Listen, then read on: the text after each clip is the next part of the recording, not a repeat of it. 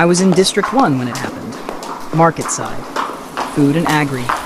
The place that never really sleeps because something is always burning, fermenting, frying, or screaming over prices.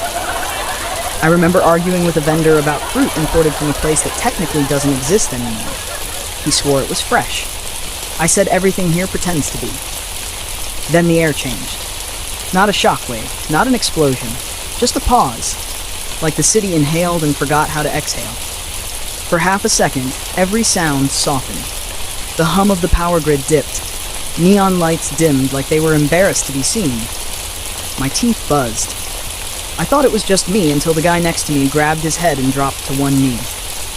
Somewhere far below us, deeper than any transit line or maintenance shaft, something stopped pulling.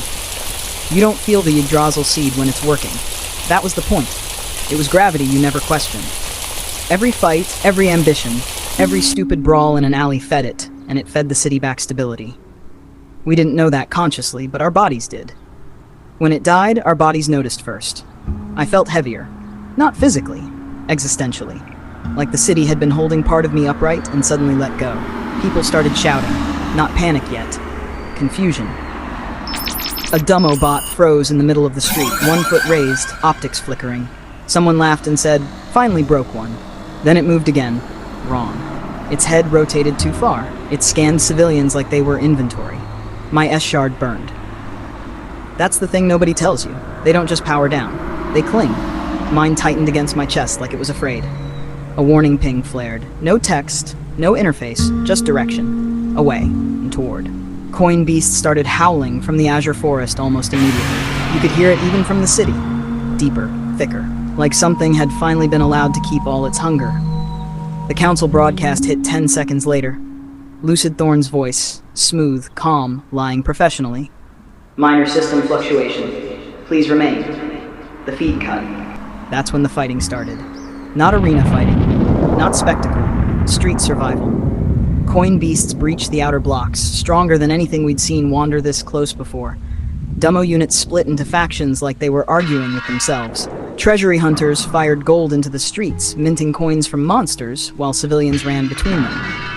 I saw a fighter scream when his S-shard lit up like a beacon. Something followed him out of the smoke. Something fast. And underneath it all, the city felt hollow, like a heart had been removed, and everything was still pretending circulation would continue. Hours later, maybe days, time broke too, I heard the word for the first time. Clashpoint. Not from a broadcast, from people. Whispers, fighters realizing the rules were gone, builders realizing no one was coming to stabilize anything, monsters realizing nothing was draining them anymore. No tree, no center, no seed. Just a pull.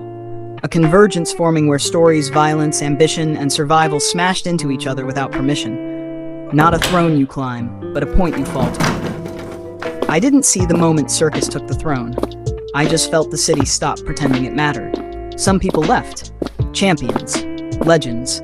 Names we grew up hearing. Others stayed because leaving felt like dying wrong. Me? I stayed long enough to understand this. Throne City didn't become Clashpoint because someone declared it. It became Clashpoint because the system that told us what we were fighting for vanished, and all that remained was the fight itself, pulling everything toward the same brutal frequency. If Throne City ever truly falls, it won't be with fire. It'll be with silence, and something else answering it.